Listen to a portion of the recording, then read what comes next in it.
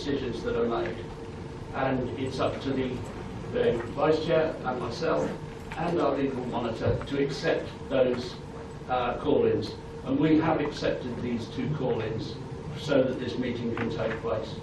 This is a sort of democratic process. The Improvement and Scrutiny Committee is not whipped, so we're free to make decisions without being forced by our own political persuasions. We make decisions as councillors on the merits of the case. So what we hear to this evening will determine the way we advise the council on our decisions. So it is a proper democratic process. And I'm really pleased to see so many people here to see this happening. Okay, so we move on. Oh, just before I do, The first speaker will be David Radford. And David, if you could go to the microphone at the end of the table, please, and press the button. When it's green, it's on, and the same button switches it off. Thank you. I'll just advise all the speakers that when you've got 30 seconds to go, I'll just very briefly tell you. So start summing up if that's the case. Okay, being as we were misinformed about the question, it becomes rather rhetorical. It's probably just a statement. But my statement is surely if Derbyshire County Council are going to swallow up all the local borough councils within the next 2 years, and then therefore they become their own landlords of the grammar, surely they are not then going to be paying any rent. And surely this is then just indirectly or directly, however you see it, passing £8.5 million of public money direct to Derbyshire County Council. That's all I've got to say. Thank you.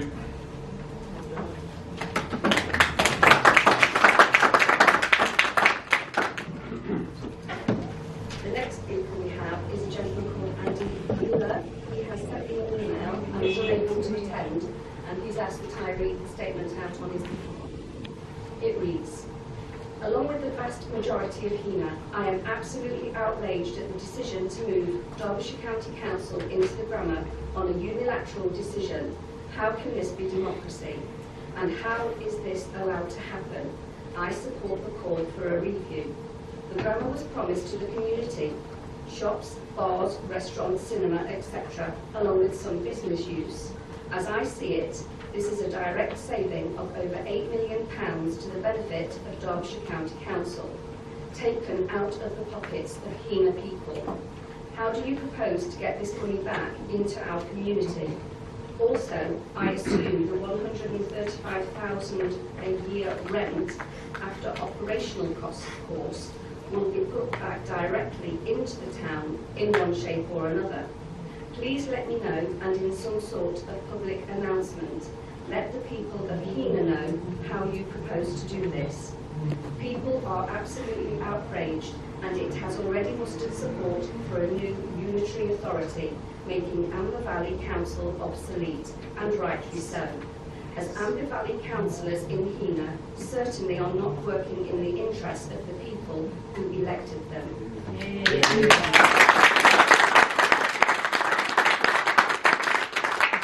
If you have no ideas and are not interested in representing the views of your constituents, why stand for public office?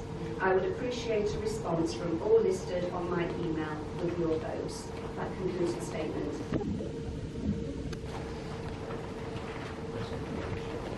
The next speaker we have is Elaine Glenwright. Elaine, you just need to press the button once and it will stay green. You don't have to hold it down all the time. And then just press it again to switch it off.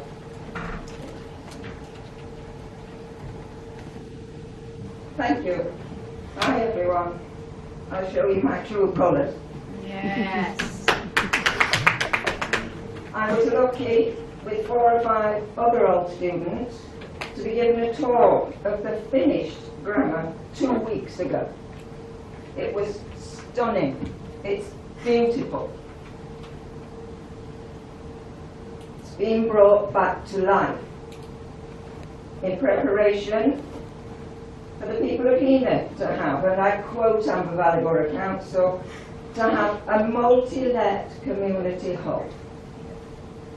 All the doors were open, but if the chair's unilateral plan goes ahead, 99% of those open doors will be locked to the people of Heanor. They'll be locked out. Now, these questions are now rhetorical, I'm afraid. I'd like to know why the public open day celebrations that were planned to take place tomorrow and again on Saturday have been cancelled. Yeah. Tours, talks, music, you name it, suddenly cancelled. I felt lucky to have a preview of my old school, which I absolutely love. And now I just feel hoodwinked. I've seen the amount of total space available in the building. To get some clarity and some transparency, it would be nice if someone could explain the calculation that was presumably produced that resulted in a very small amount of space being allocated to people of Heanor and a very large amount of space potentially being rented to DCC, disproportionately in favour of DCC. Financial calculation for rent, well, that's easy to do, but how do you put a price on previous promises to the local community in whose name you applied for the grants from the government? Yes. 30 seconds. The least you can do, now that you've declared your own inability to run and manage the building yourself, is provide the people of Heanor with the whole of the downstairs Yes. and rent the top floor to DCC. Compromise and fairness rather than intransigence and partiality, because what you're doing is not consistent with fairness. Yes. The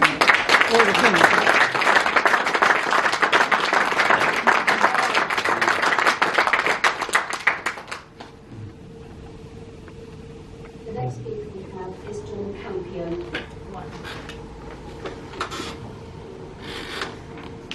Hi. I was given one question, but now I've got 3 minutes, so I've just made it a bit longer. Right, so my question, which you're not going to tell me the answer is, how is this of economic benefit? Jobs are being taken from Elberton and Ilkeston and moved into Heanor. Right, so that's my question, which I'm not going to get an answer. Okay, Labour's aim in this government is to get more disabled people into work. Fantastic, totally agree. I would love to go back to work easier. With my accessible office, the grammar school, fully accessible. I can get through the doors. There's disabled parking spaces, it's on a bus route, it's at the top of my road. But, oh yeah, me returning to work now, there isn't anywhere locally that I can go to work and set up my own business. I fix, make and repair teddy bears. Someone the other day put on Facebook, nobody who's creative can actually make a business out of it. There's a lady in Strelly Hall who repairs bears. Strelly Hall's rent is actually slightly lower than the new rent that you're going to charge at the grammar school because you've increased the price. That's not fair. We want more people in work, but we're going to prevent you from doing it. Youth clubs. Our youth club runs from a church, not accessible, it's cold, it's damp, it's ridiculous. You've got a massive hall, but we can't use it. This is where I'm really nice. My ex-husband is a music teacher and he has a band. Okay? He's probably about to be sent to prison, so he won't be doing the band anyway, but that's not the point. His band could run gigs from there. My son could run gigs from there, open mic night. Heanor could fill it, okay? But we're not greedy. We'll let you have the top 2 floors and we'll just keep the bottom, okay? Big question for you. How many of you know this? So, Heanor Grammar School Charity Foundation. Charity number 1163883, okay? Interesting read. A lot of the funding was promised through this charity. A charity which says, for people of Heanor. Okay, I've given you the number because I bet most of you haven't read it. The charity terms will totally be eliminated by what you're about to do. Okay? So you might need to look at that one. Now, last week I nearly didn't get to a meeting because I was hit by a car. Okay, today, trying to get near the grammar school, there was a scaffolding van parked across a drop curb. 30 seconds. Okay, I couldn't use the other end of that street because there's another car parked over the tactile drop curbs. You're bringing all these people into Heanor. I'm not going to be able to leave my house because you've got 33 parking spaces. How many staff? Right? I don't mind social care, adults and children being in Heanor. Maybe parents will start to look after their children better. Okay, haven't got a problem with that. But I want to go back to work. Other people with disabilities want to go back to work. And even coming here today, and yes, I know the 30 seconds is over, having an email come back to me when I put, can I have a wheelchair space, and having a message of, do you need a chaperone? How many other people in this room have an invisible disability that doesn't need extra space? Can anyone put their hands up who were asked if you need a chaperone? Oh look, nobody. I have a physical, visible disability, actually, disability isn't visible. Why was I attacked with the question of, do you need a chaperone? I didn't need a chaperone today to cross the road as the cars weren't on the drop curb. I was extremely insulted by that question. I own my own house. I'm running a self-employed business. I have my children. Okay? All I want is to be able to go to work. You've taken that away. Labour's aim is getting back into work. Gone. So, if I was still with my husband, I'd still be with him and have to work with him and not go to work. I've got rid of that bit. You just put a bigger barrier in the way.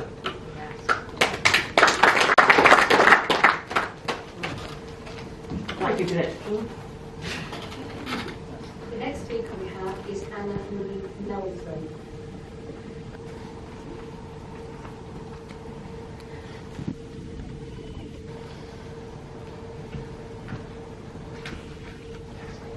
So again, obviously I know the questions will be answered. The grant was applied to demolition to Heanor Town Street. We do not believe this decision complies with the original application.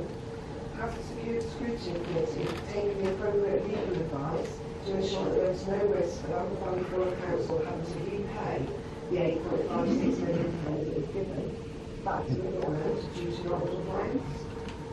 And if so, what steps are proven to ensure that this will not adversely affect the people of Heanor and the existing businesses in place?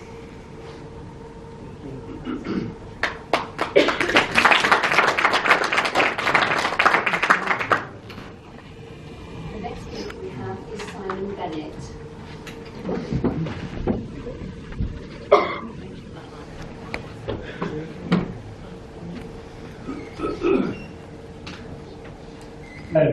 Thank you very much. As a proud member of the community and someone who knows what the grammar school means to local people, it's more than just a brick and mortar building. It's part of Heanor's history, its identity, and it can be part of its future. Its motto, a Latin motto, I might ruin this, Amina and Fido means by courage and strength, by courage and faith. It's guided generations of people from Heanor, including my granddad and my wife's granddad, to better lives, better jobs when it was a grammar school. Hopefully that motto guides us tonight. In 2002 or 2001, the Valley Borough Council spent around £5 million of public money to bring the Grade 2 listing back to life, promising it to be a vibrant hub for the people of Heanor, and now we're told it's in the lease of Derbyshire County Council. We're told this is a good decision for the area. Footfall and rent are highlighted as benefits, and the local government restructure Derbyshire County Council, or whatever public body that takes shape in South Derbyshire, will end up owning it permanently, which Derbyshire County Council themselves have highlighted as a benefit in their meeting from July, where they spoke about the grammar school. This isn't a lease, it's a handover. In a few years' time, the rent benefit will be null and void, leaving footfall. But most of Derbyshire County Council staff that I've spoken to from Alfreton and Ilkeston, they work 3 days a week in a hybrid pattern, so that's 40% less footfall than activity that was being promised. Furthermore, those workers were told explicitly over a year ago that they will be moving to the grammar, and that's counter the quote Mr Emma Williams said a few months ago that no decision had been made. Perhaps that's a breakdown in the communication. I'll leave that with you. What troubles me most is there are 151 private businesses that expressed an interest in moving into the grammar. Businesses that could have brought jobs, daily activity, spending power into the heart of Heanor, yet few of them, if any, have been contacted back. We had a real option for a living, breathing community hub. Ignoring them was not just a missed opportunity, it was a betrayal of the promise made when Amber Valley Borough Council brought the building with public money. Leasing it to Derbyshire County Council under these conditions is not only economically illiterate, it's logically coherent and morally unjust. We waste the potential for a greater and more varied revenue. It won't deliver the footfall or activity we were told, and it hands away, possibly forever, the public asset that was saved with public money, and it should be used for the public good. The grammar was not intended to become a bureaucratic outpost so that 100 or so council workers can enjoy a, quote, modern workplace while the local community look on from outside wondering what could have been. Now, I'm new to local politics and perhaps naive from the outside. This doesn't look like a fair lease, it looks like a friendly cover-up to prop up a poorly run council, handing them one of Heanor's finest public assets in the process. Thank you for everyone that's come here tonight. Again, this is the first time I've ever done anything like this. But I go back to that quote. I'm here on Friday, honour and courage and faith. Hopefully that decision is guided tonight, and I think it's the right one. Whatever the committee can do to pause, amend or cancel this decision, it will be the right one. Thank you very much.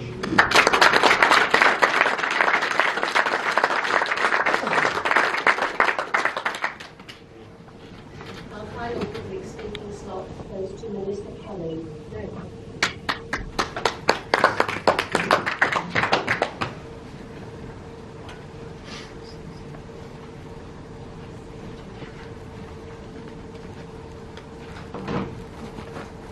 Well, you've made a right old mess of this, haven't you? You have handled this disgracefully. It's shameful, and the way that you have done this, underhand, is what we are used to in our town, unfortunately. How can you justify that 151 businesses have not come to our town? You are not creating businesses, you are moving jobs. We are going to be worse off, at least at the minute. We've got the workers going in the calf, making, I don't know, I've got lots. I'm passionate about it because we are devastated. We have relied on that. That has been our beacon for this town dying. And then you've taken that away.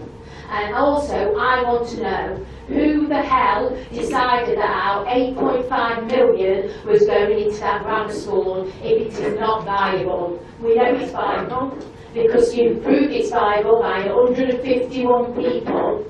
You could have filled that place 4 times over with exactly what you promised us, but you chose not to. I want justification at the very least, and we want our beacon of hope back, because our town has been ran into the ground, and you thought if you ran it to the ground nobody'd bother. Well, we're bothered, and we've been watching, and we knew exactly what was going to happen. I want someone to justify this decision, because at the minute nobody is talking to us, and it's a lack of respect that you just think we're going to go and crawl back under the old that we came from. We are not crawling back, and we want our grammar school back, and we want our 8.5 million back, because it wasn't us that decided that that building was viable for 8.5 million, it was one of you lot. And you need to answer for that. So every argument you give us, we will just knock out the park like we've done all week. And it's disgraceful. And now the whole world knows, and the whole of Amber Valley know. So well done. I hope you're proud of yourself.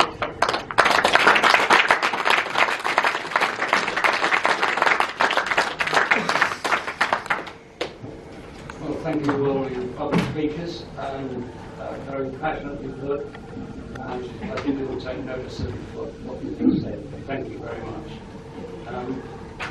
We move on from public speaking to item 6, which doesn't apply here. It's the exclusion of the public. We're not excluding the public. It's just always on the agenda for any sensitive item that needs to be taken in private. This, of course, does not. So we move on from item 6, and we come to the actual agenda item. On our agenda is item 7, where we've asked now the two call-ins to actually state there. I think the first call-in was with Trevor Holmes. Is that Trevor here?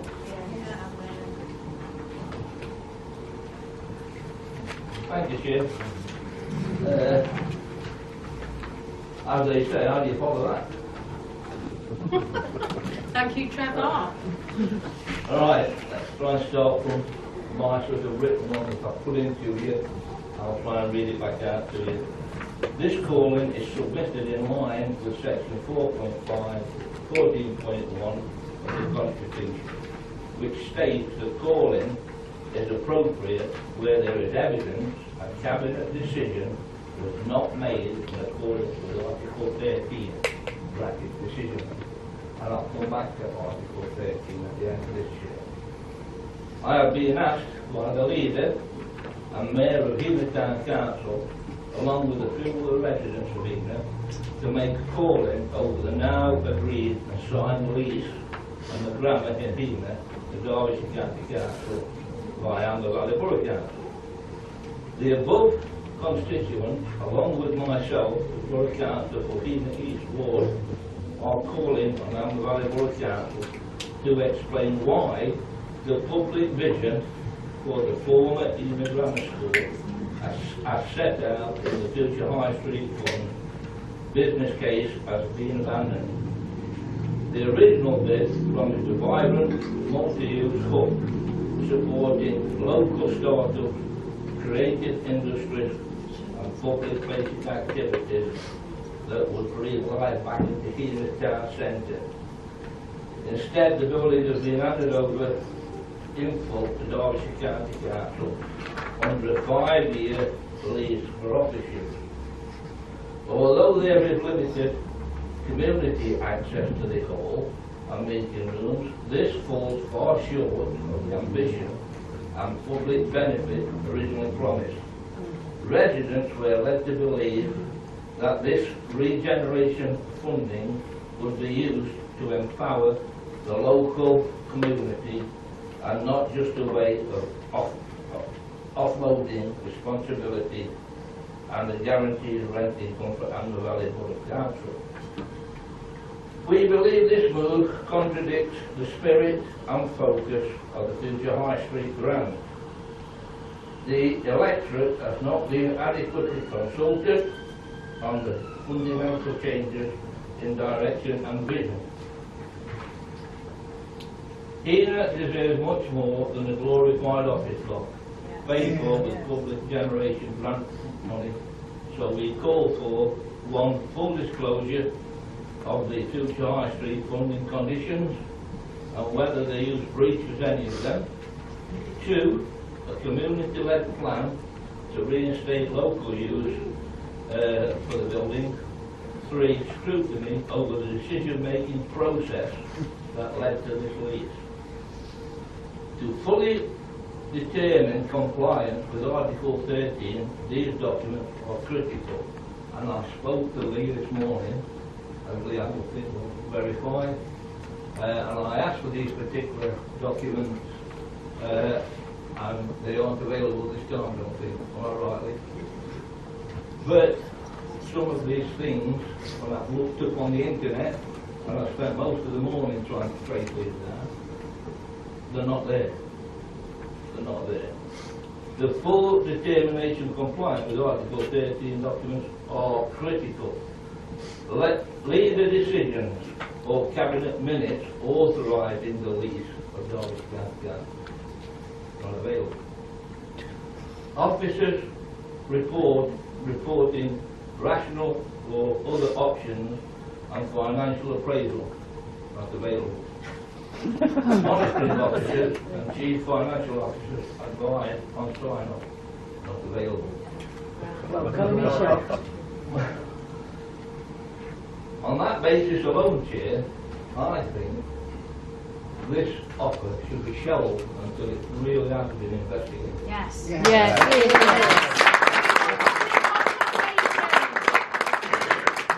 cannot understand why how long I've spent on the internet trying to track these items down and not there. And it also brings into question another thing that might come up in scrutiny is freedom of information. That seems to be hard to come by over there. So I ask you, Chair, please ask Chris, and it is Chris's decision, and I'm not arguing with that. Rethink it, Chris. Hand it back, Chris, the full cabinet. Do the right Not thing. just the cabinet members, but the full council. That's all I can say to you. What have you got to lose?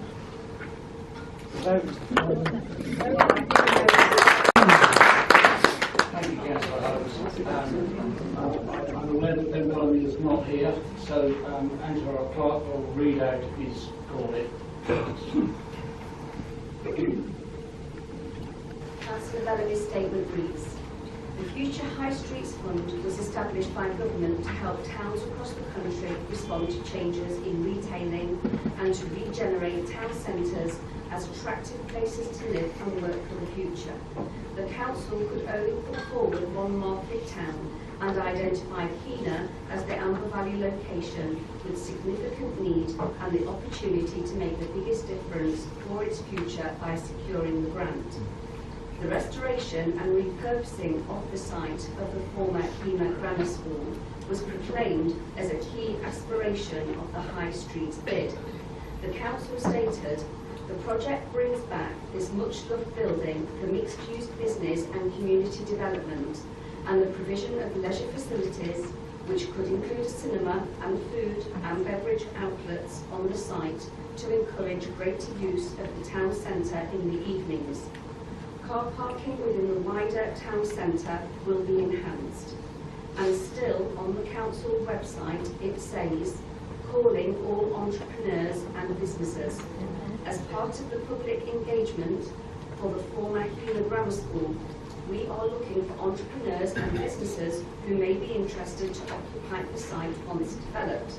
Find out more and express your interest at www.heanorgrammar.co.uk/future/rent-a-space. And yet the decision made by the leader of the council does not deliver these things that the grant was secured for. The application talked about the extra parking, but under the leader's plan, the parking will be reserved for DCC staff only until 6 p.m. every day, when the high street shops are largely closed. I do not believe that the decision was made in a sound way or for the public benefit. The record of the decision rightly records that the original decision, which is being unilaterally reversed at the stroke of the leader's pen, was to proceed with a management company under a white label arrangement. This would deliver the purposes of the grant. The record goes on to incorrectly say that interest from DCC in leasing the entire building presents a significantly more advantageous solution, and goes on to claim that this advantage is to the council, not the public benefit. However, even the claim that it is financially beneficial to the council does not stand up and is financially illiterate. Given that under local government reorganisation, councils are to merge and share the current financial resources, the arrangement with DCC will simply see the public purse paying the public purse. No new money will be coming in or be generated, and no new jobs will be created, as the proposal is simply for DCC to move staff from 2 other locations, including Alfreton, which will have a detrimental effect on that community and High Street, negating any positive effect, however small, on Heanor. Any income under the original plan would see more money coming into the public purse than the proposed lease to DCC, which, to reiterate, is simply moving money from one drawer to another. The reasons given for the decision even say the asset will likely transfer to the new authority. I have huge concerns that the use of the grant for the purpose of the office block is not in line with the agreement under which the grant was obtained, and there is even a risk that the money could therefore be reclaimed off the council. We haven't it no. I believe that the scrutiny panel should recommend to full council that they object to the decision and recommend to Cabinet that the original plan for the Heanor Grammar School be reinstated. However, I believe this committee should first refer to a panel to examine the decision and seek legal advice on the use of the grant in this way, which is out with the purposes for the grant stated publicly and in the application before coming to a recommendation. That concludes the statement, Chair. Thank you, Angela. We don't have many of these callings, so we have to have a reminder of the procedure to follow, and our monitoring officer digs deep to find out what the procedures are. And on this list, we now have the opportunity for Chris Williams to speak before we go into the session of questions from the committee. Thank you, Chris. Thank you, Chairman. Yeah. As leader of this council, I have undertaken 3 decisions on this issue. The first decision I took was when this council borrowed £1.2 million from the Borough Council's other projects in the Borough to cover the escalation in costs so that the authority could complete the total refurbishment of the grammar. The second decision I took was that the report to go to the July the 9th Cabinet was removed from the meeting as it was not possible to make the decision at that point. The third decision I've taken is to sign the executive decision notice after reading all the 3.5 pages, which is detailed in front of the document in front of the committee tonight. That's the original document I used. You can see all the highlighted points. I went through every one in detail before I signed and made that decision to lead it to the Cabinet. Those are the only decisions that I have taken at all on this issue. So, lastly, can the monitoring officer confirm that all the 3 decisions I've taken were carried out in line with the Council's constitution and were also carried out legally? Thank you, Chair. Not morally. Thank you, Chair. I just find my notes I'll read earlier. So, under the Local Act 2090, the senior executive member of the Cabinet, which in fact is the leader, may discharge any executive function. Section 4.4 and -1.1 of our Constitution states the leader may decide how the functions of the Cabinet are to be exercised, and it further states the leader can make the decision alone. Also, 4.2, 28.1, the executive functions decisions by an individual member specify how to notify and publicise those decisions that are made alone, and that's been complied with. So in relation to the Constitution and the legislation, there is no issue with that decision. Thank you, Chair. Thank you. Is there any other statement any other Cabinet member would like to make? Okay, well, we'll move on to questions from the committee. Councillor Atkinson. Thank you, Chair. I don't think my microphone is working. That one is okay. I've got a number of questions, so I'll do one at a time. Can you talk into the microphone, please? Yeah. Well, I've got a number of questions. Do you want me to do them all in one go, or one at a time? Okay. First one is regarding the future High Street funds, the 8.6 million. How does leasing to Derbyshire County Council meet the fund remit of wanting to see thriving places created where the community feels engaged and vibrant town centres where people live, shop and use services and spend their leisure time. Who would like to answer that?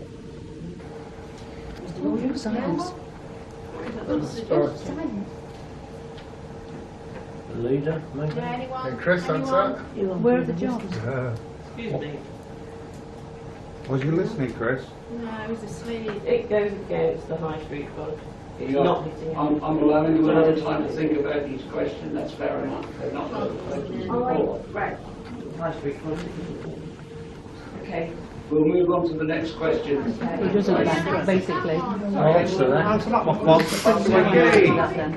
Glavin is going to answer that question. Thank you, Chair.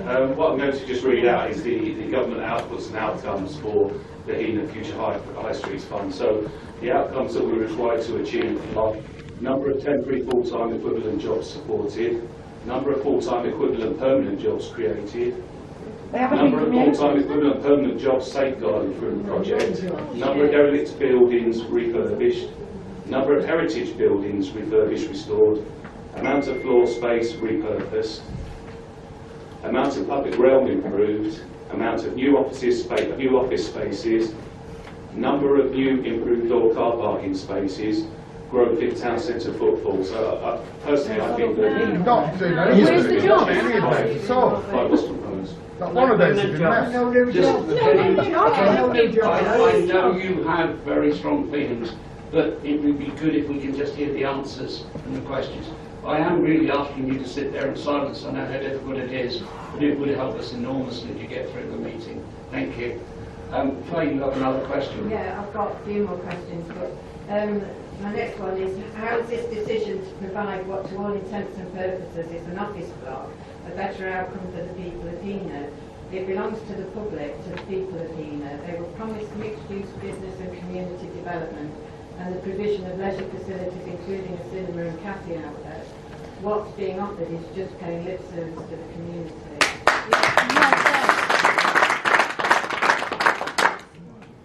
Mr. Glavin, you're fine. Chair, if I may, I'd just highlight that the science block was always intended to be where the cinema was located along with some food. I'm sorry, that is correct. If someone wants to run a community cinema or school cinema within the hall, that's something that the Borough Council would certainly support. But in terms of the original plan, it was the science block. The replacement of the science block was due to be with a cinema and 2 food and beverage outlets.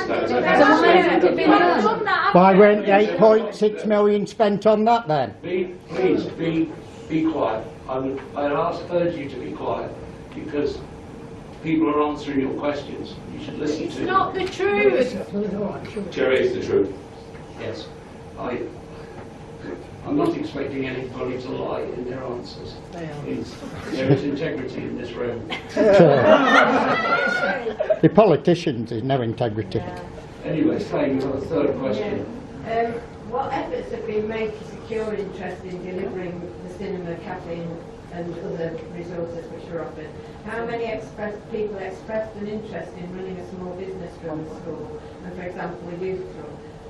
The council should have a commitment to making the whole project settled financially for the people of Heanor. And I really like the point that the public speaker made about accessibility. That's a really important offer for Heanor. Chair, the original project bid was 12.4 million. This was pre-COVID as well. I will highlight, and the material costs and labour costs massively increased post-COVID. We were actually only awarded 8.59 million, so the scheme had to be scaled back, and because the strength of feeling around the grammar school, and it was a listed building and it was in a terrible condition, that had to be prioritised. So we also bid on at least one other separate occasion for further funding for the cinema. We haven't been successful on that. We haven't, sorry, on the science block. We haven't given up on the science block. We are about to go out for a feasibility study to actually produce a report that we can then use to do further funding bids. Sorry, Councillor Atkinson, you have to remind me the rest of your questions. Don't worry. Your next question, Councillor Atkinson. It was how many expressed an interest in running a small business from the school, and what efforts have been made to secure interest? So we have had, as people will be aware, no doubt, that there has been 151 expressions of interest submitted. Some of those, realistically, a lot of those were retail, which is not really practical. It's not been laid out for retail space. There will be further the building, further the grammar will be available in total for community and for business, for small business startup or similar. So that has been agreed with the county council. I can say that. I couldn't say that previously because you cannot. When you're in a negotiation, you can't, with the best will in the world, actually publicise all of your negotiations on Facebook, but that is a matter of fact. So we'll still be looking at those expressions of interest, and we will be looking at which businesses are suitable for the space that will be around and available. It was made with retail in the first place. They got Please changed. be quiet. I'm sorry to be so blunt, but I want to hear what... To Section 31, brackets 4 of the Local Government Act 2003, the Minister of State determines that the grant will be paid subject to the condition in Annex B. And in Annex B, grant condition goes on to state, grants made to local authority under this determination may be used only for the purpose that a capital receipt may be used in accordance with regulations made under Section 11 of the Local Government Act 2003. And then those grant conditions then need to be read in conjunction with the outputs and outcomes that I've already read out previously in terms of the number of temporary full-time jobs, etc. I have reached the end of your question. Just one more in relation to that. I mean that's really difficult to take in, just that information, but I still can't see how leasing the whole, more or less the whole building to Derbyshire County Council can possibly meet the fund remit of wanting to see thriving places created where the community feels engaged. Doesn't make sense to me. Yeah, I just re-emphasise that 33% or a third of the building, or sorry, a third of the site will be available for community and business startup use. That is something that's been agreed. I just defer, if I may, to the Council's monitoring officer in terms of the legality and any potential clawback provisions of the £8.6 million grant. Through you, Chair. I have spoken to all the officers involved and reviewed all the documentation, and I'm satisfied that there are no grounds that will give reason for the government to be able to claw back any of the grant that they have provided. Well, they should be able to. Yeah. That's a disgrace. Well, that concludes your questions. Yeah. Thank you. Sir, could I just ask a point of order? The gentleman that gave the answer, could I just have his sorry, name, please? A point of order has to come from a councillor. It was just the name. Simon. Sorry, Chair. Just so that you calm the matters down, the gentleman that answered is Mr. Simon Gladwin. He's the Chief Executive Officer of the Council. Thank you. Yes, Councillor Betsy. Thank you. I have a number of questions of my own, but actually there's several questions that were raised by public speakers, and I would like to ask them myself to see if we can get an answer on some of those. From Lee's statement there, I'm understanding there is zero risk of money being reclaimed. Through you, Chair, and being that the fact that I'm a lawyer, will never say 100%, but I am very confident that there are no grounds that they could ever claim that back. We have met all their requirements. We've kept them informed at every stage of what we've been doing, and they've raised no objections. Thank you. A question was raised by Melissa, who was actually asking who decided that instead the building should be leased to DCC. Trevor also asked the same question, and with regards to the businesses that had expressed interest, why is that not an option for the whole building? That was the question that was asked, and I would like an answer on behalf, I think, of all of us to that question. Yes, our CEO Simon Levin will answer that question. Chair, I'm not going to go into detail, but that was fully addressed within the leader's decision. So I would point people to sections 4, E, F, G and H, sorry, E, F and G, which provides the full grounds for why that decision's been made. I don't intend to read that out, I suspect people will be able to read that for themselves. Thank you. I'll have a look at that further. I will. Can everyone hear what I'm saying? Yeah. Then I will continue. Simon asked, and this, if this is accurate, I have some serious concerns, that staff in Alfreton were being told a year ago that they would be moving to the grammar. Yes. Is there any information on that that can either to rebut or confirm that question? Yes, Mr. Gladwin. Thank you, Chair. What I can say is that the discussions with Derbyshire County Council commenced in April of this year, so that is, whoever's put that information is unfortunately incorrect. Absolutely not. Thank you. Can I ask one question in relation? Sorry. Do we have a public meeting? Sorry, no, this is for members now. Just in relation to that, I've got proof. I've got video proof of it. Has ended. See, look, I've got video proof. It's from Derbyshire County Council. No, I'm sorry, this is not for you to shout out in this. I'm not shouting, I'm asking. You're just saying it. So,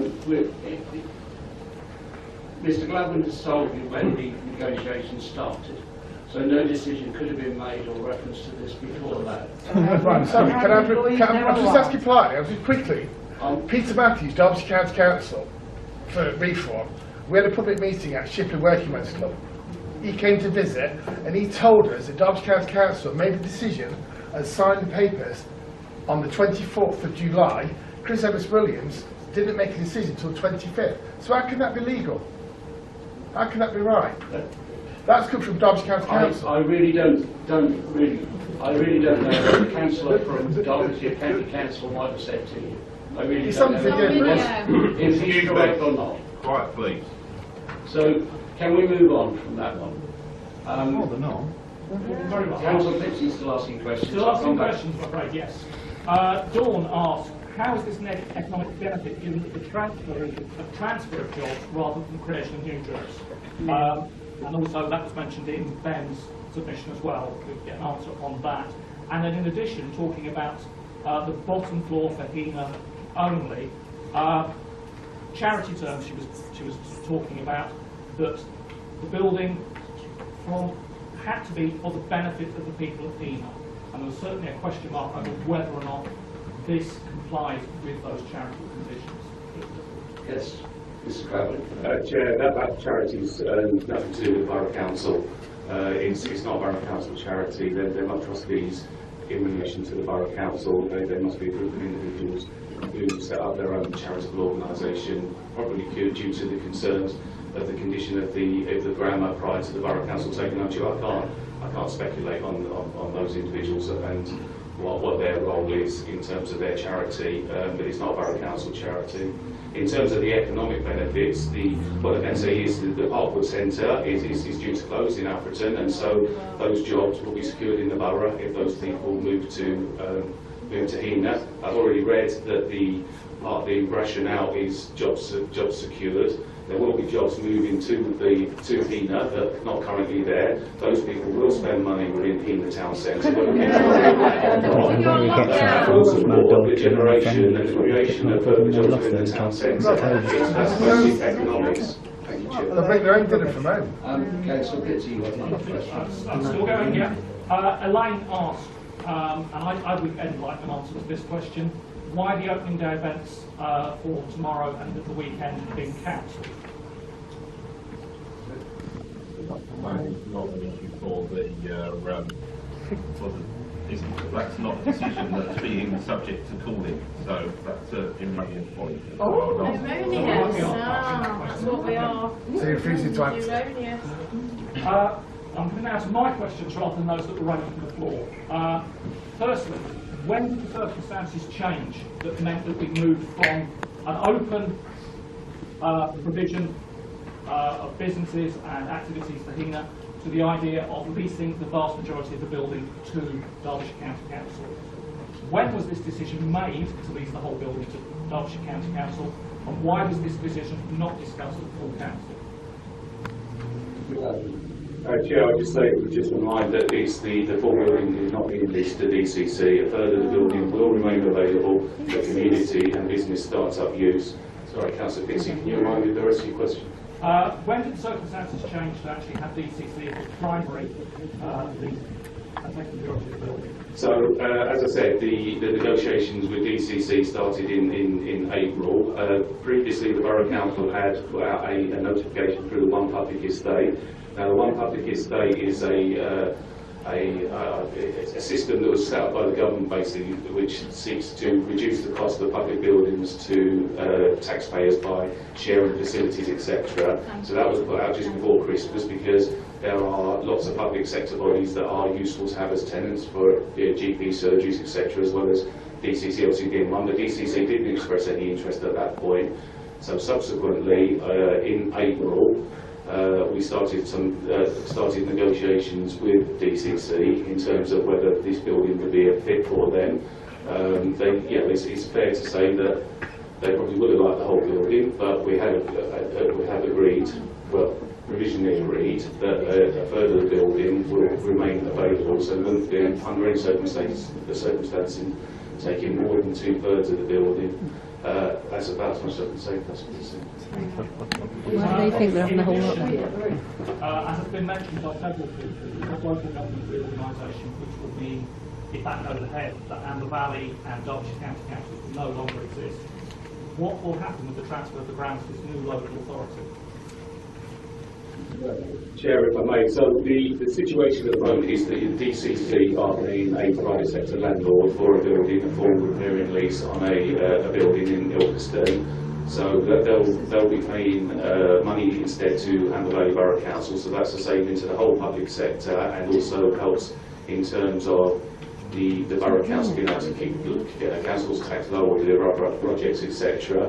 When the councils actually merge, then that saving will be crystallised within the new council, because that payment will still not be getting made to the private sector that's currently getting paid now. So private sector is taking money from the public sector, making a profit.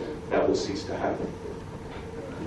Right, the last point for me is I actually went through Amber Valley's website, searching for any mention of the grammar that I could find. As far as I can tell, all of the history of what was promised was that this would be a community provision. All of it. I don't see how this actually meets those previous promises. Perhaps someone can enlighten me. It's all been deleted. Chair, as I said, it's a mixed-use provision, so there will meet the original scheme. There will be space available to hire and to lease for start-up businesses, etc. Having office accommodation, the building's been laid out for office accommodation. Having DCC leasing part of that site will help to regenerate Heanor Town Centre.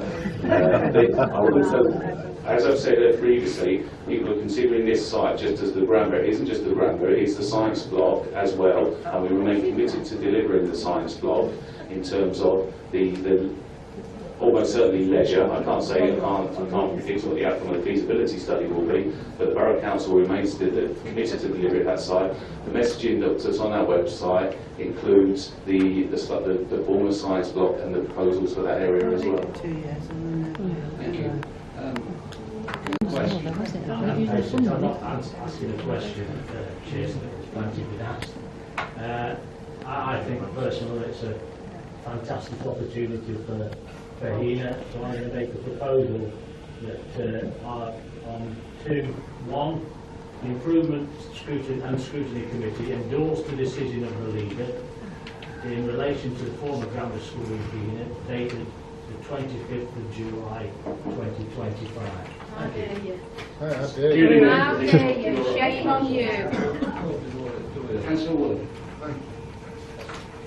Thank you, Chair.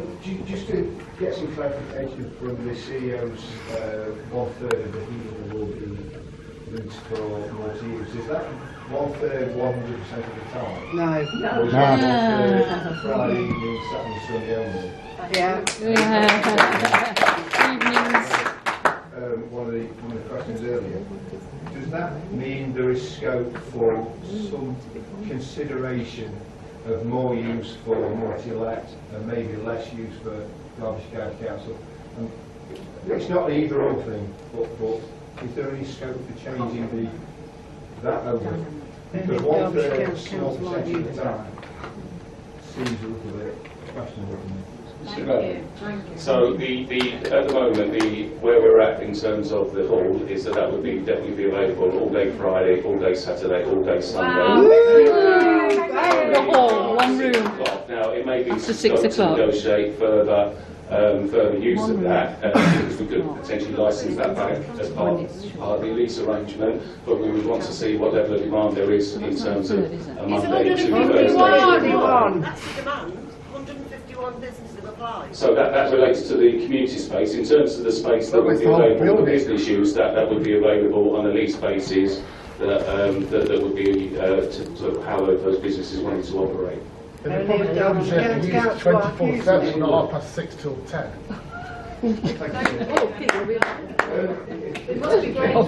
Let's all be grateful. Can you please? Sorry. One-third of the grammar is being leased for a relatively small percentage of the time. And you've suggested that might be open to some change. I'd kind of suggest that maybe we should facilitate some way of looking at that rather than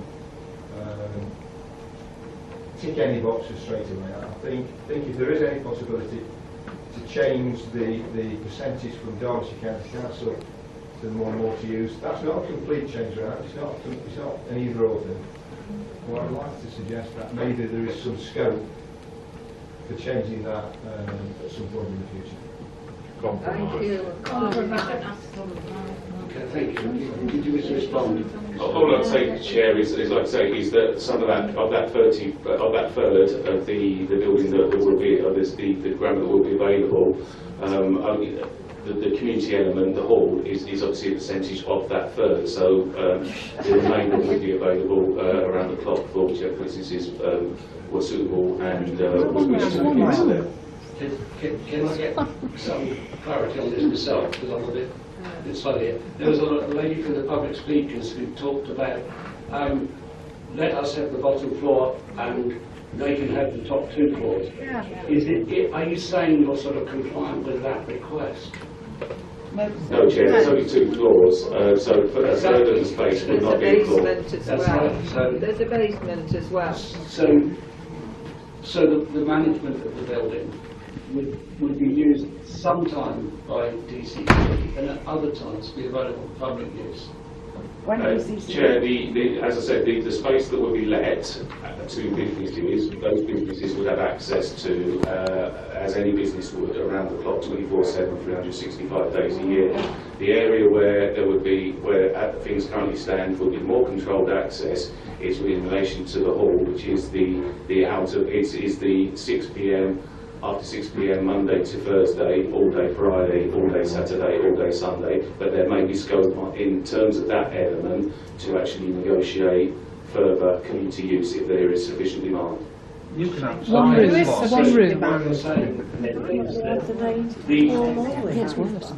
DCC will take over some of the rooms exclusively, and there will be scope for some businesses to be operating in those premises, part of that third that's available.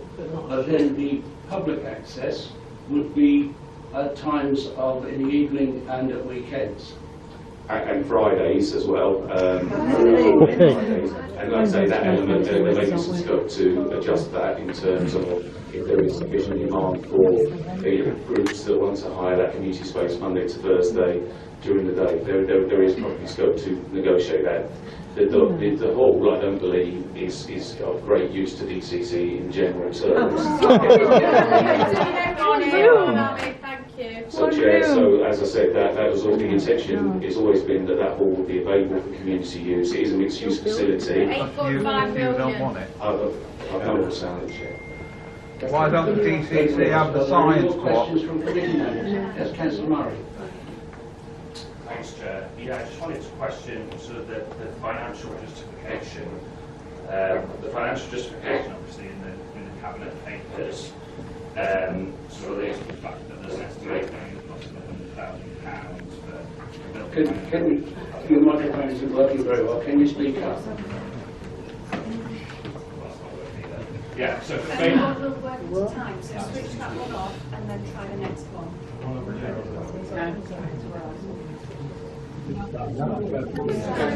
Switch your microphone off, please. Thank you. No, it's okay. Hopefully everyone can hear me. Yeah, just on the financial implications, obviously,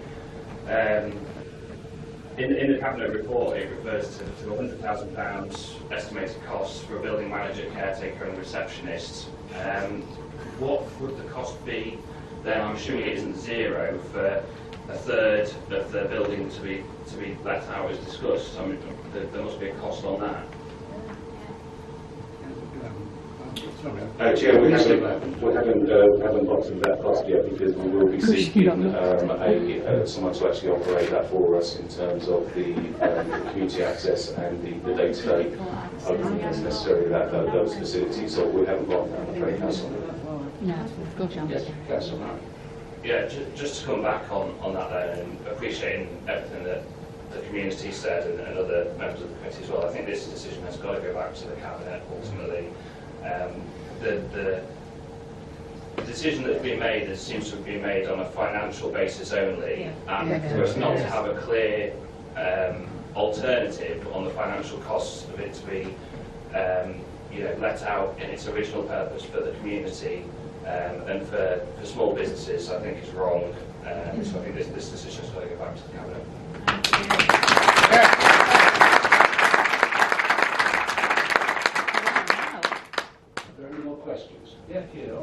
Questions?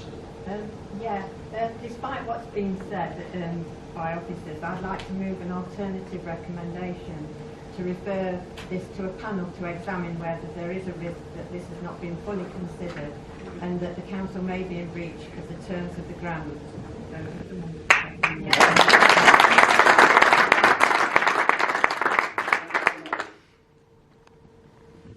You put your hand up. Were you seconding? I was seconding that, yeah. I thought so, yes.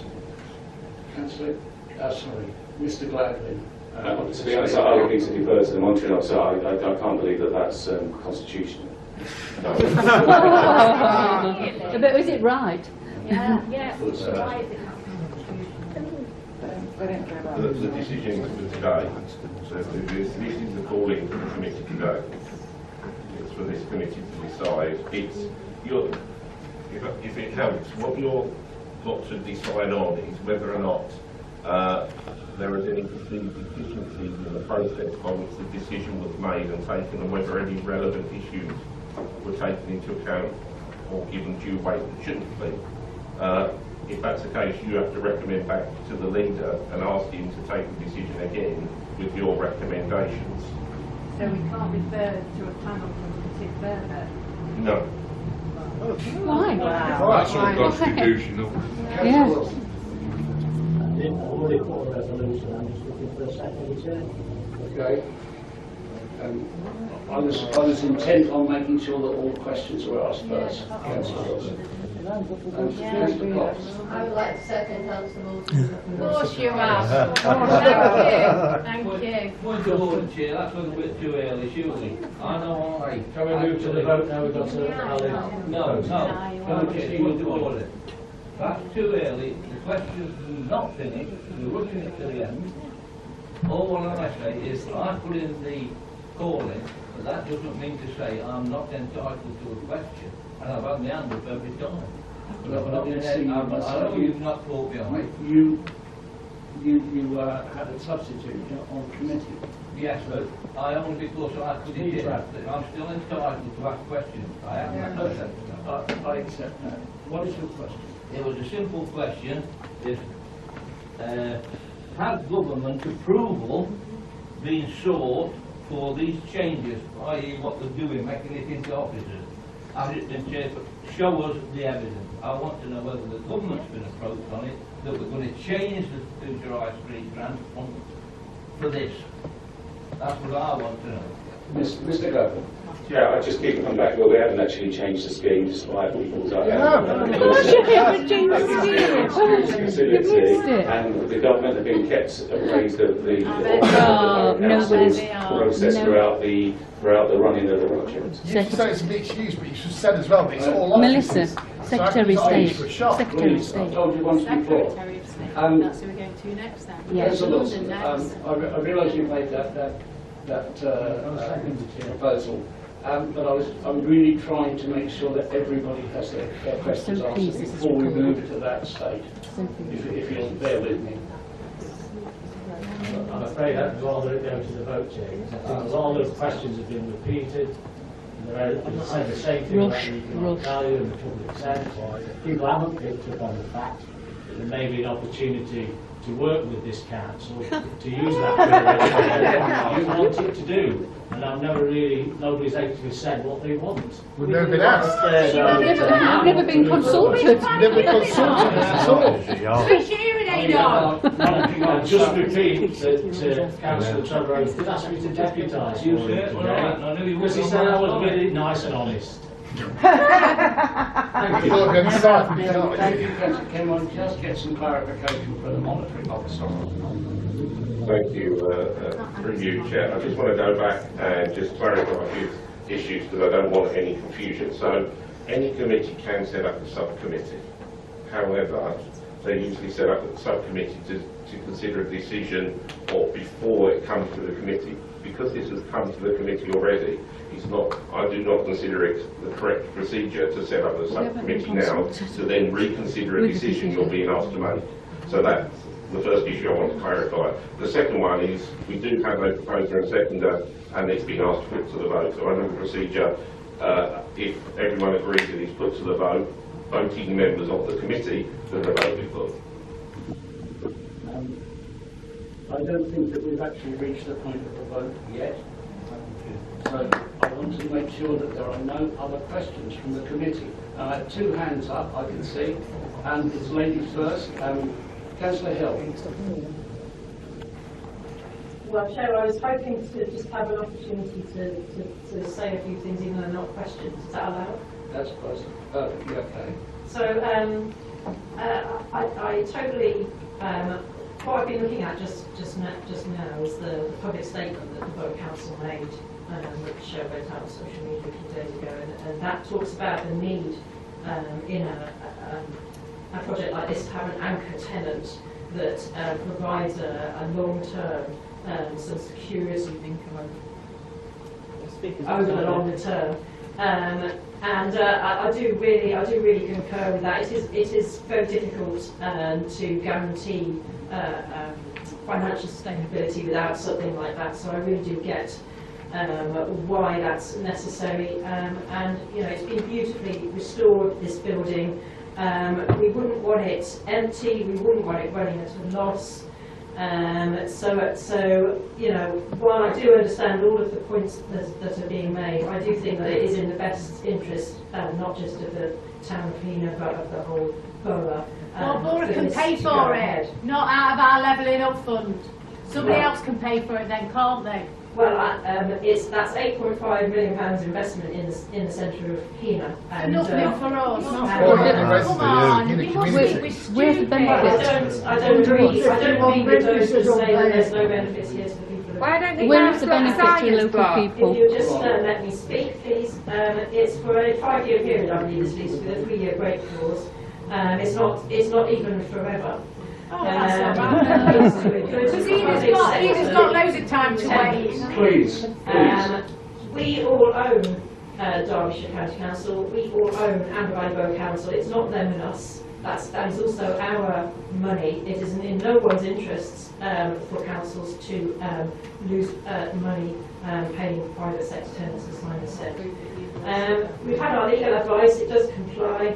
I actually think people working there will spend some money. They're not going to go out and have lunch every day of the week, but they will go into lockdowns. These social services, how are they going to walk around the town? It's much better to have a building full than empty or even half empty. The community use, it sounds like there is community used it based on an interest, and I do really hope that the people of Heanor will come forward with some great ideas for how they can use that space, and it's the same for business use. And I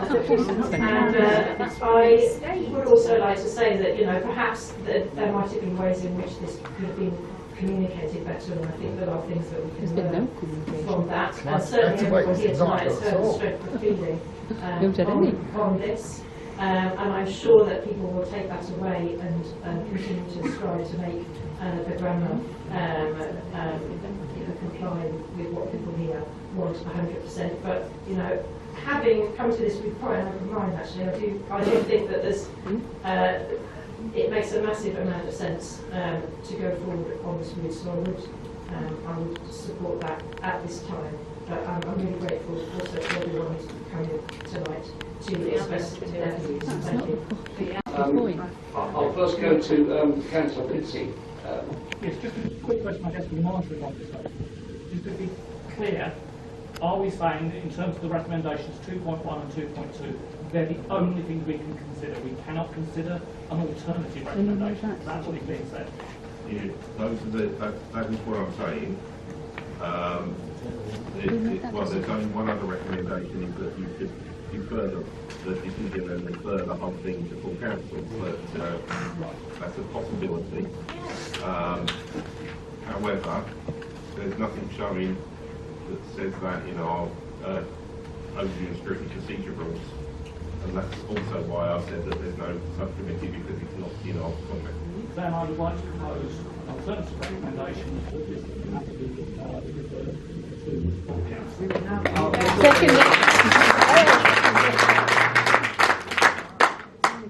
Councillor Wilson. I'm quite pleased and I'm quite happy to stay here till 11 o'clock. However, I do, Chair, have a proposal and a second on the stocks for a vote. Now, I understand that you're very liberal-minded to let people out there say, but when councillors are speaking and people are shouting over them, that's not good cheering. No, I'm taken to task rightly. Thank you. Councillor Monkman, you put your hand up to speak. I did, thank you, Chair. Thank you to everybody who's spoken so passionately about Heanor tonight. I wanted to talk about a visit that Councillor Wilson and I made to Heanor when we went round the marketplace when the renovation was when we were doing the regeneration there. I just wanted to, I think it's really key that we point out everything that Amber Valley Borough Council is currently offering for Heanor. We have Charles Hill, which we have regenerated, and that's a community asset, community use facility for people to hire and do things in the town. We regenerated the marketplace, which is entirely for the people of Heanor, to be able to have events on there and use as they wish. We have committed and delivered on regenerating the grammar and brought that back into a beautiful condition, which will be, the hall will be very much. Should I start doing so you can share? Yes, I was thinking about that. You've been really quite good, actually. I think you've kept your peace quite well, but I do appreciate the point that's been made to me that I should have chaired this meeting far more rigorously. Well, that's just one opinion. We've got a different opinion. Yeah, but you're doing it again. Well, You made a very eloquent point in public speaking, but now it's too much. Thank you. Carry on, Councillor. Yeah, so as part of the suite of things that the Amber Valley Borough Council has delivered for Heanor, there's the Charles Hill, there's the marketplace, there's the two buildings at the grammar, so we have the, as I affectionately call it, the baby grammar. We also have our commitment to a feasibility study on the science block. We did not get that money, we asked for that money again. We know that other areas have not delivered on their projects, that's why we went back to them to ask for the money again so that we could deliver on the science block. And also Wisewell Street, which we have turned from an area that was worth nothing into an area that will give a receipt to the council taxpayers of Amber Valley. And that we will be developing houses on there as well. As someone who doesn't live in Heanor, it was a real privilege to talk to the businesses around the marketplace when Councillor Wilson and I went to Heanor when the marketplace was being regenerated. And I really enjoyed the opportunity to hear from members of the Heanor business community about their plans and how much they welcomed the efforts that we put into Heanor. And I want to commend this council on delivering where all has happened. Thank you, Chair.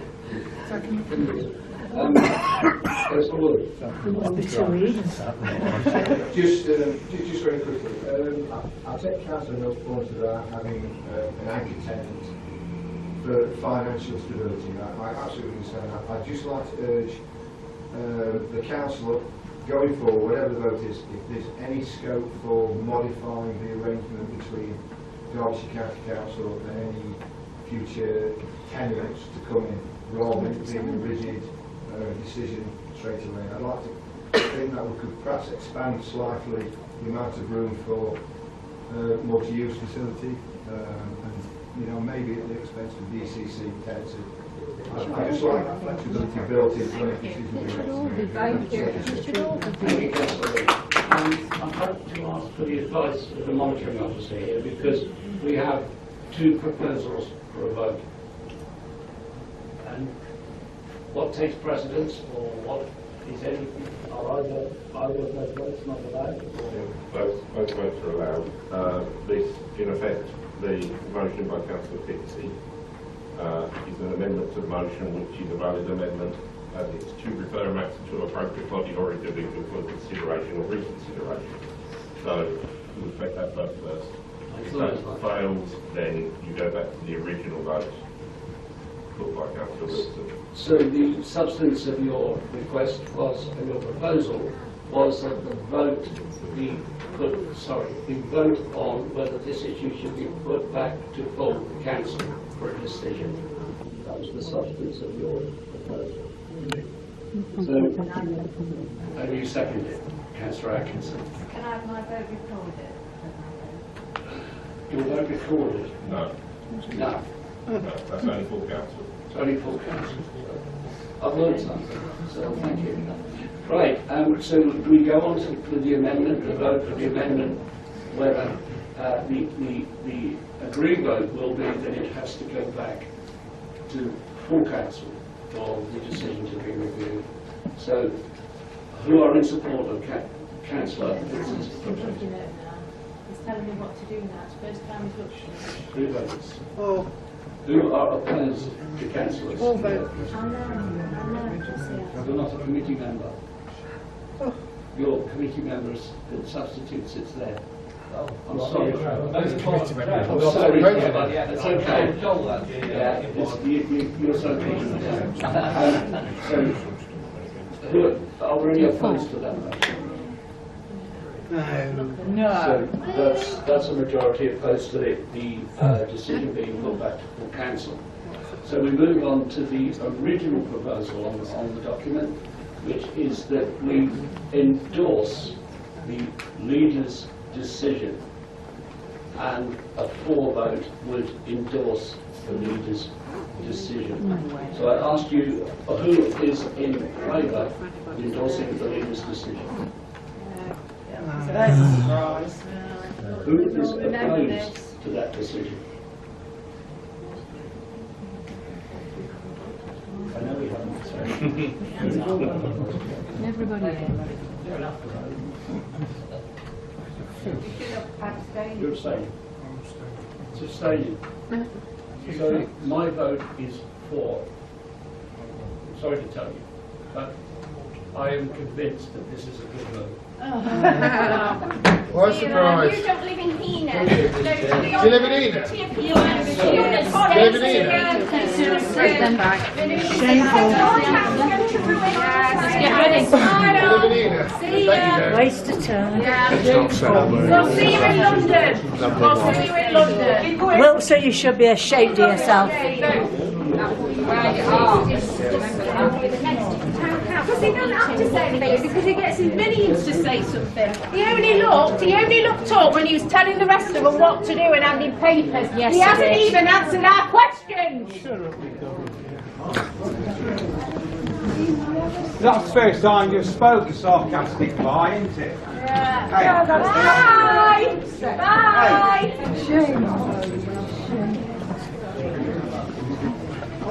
That's all he did was just come out with one small comment.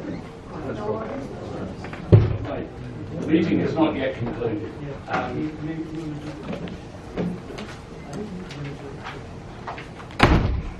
Are there any urgent items?